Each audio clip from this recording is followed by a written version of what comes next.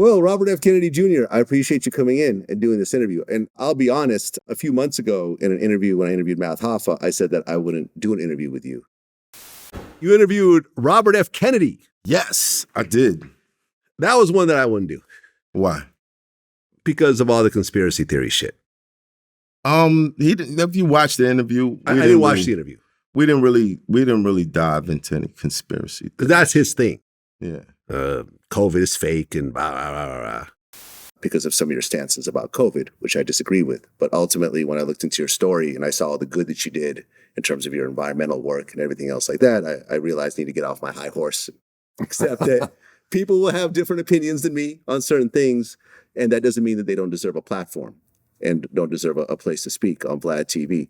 And what you've done over the course of your life has been phenomenal. I think that, the amount of companies that you've sued that was dumping toxins in our environment and everything else like that is, something they don't speak about enough. When they talk about your name, they focus on more of the gossip and everything else like that, but they don't talk about all the good work that you did. So, congratulations on your journey. And, I'm looking forward to see how this race develops. Thank you, Vlad. And let me say something to you. Mm-hmm. On COVID, I would bet that if you and I actually spent time talking about it, that you'd find that you probably agree with me on almost everything that I feel about COVID.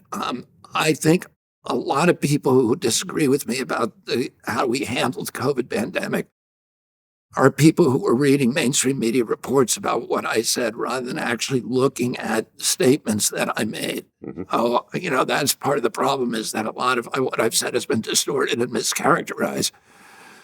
People believe I'm anti-vax and that, a lot of other things about me that aren't true. Mm-hmm. So anyway, maybe we can talk about that one day. Absolutely. And find some common ground.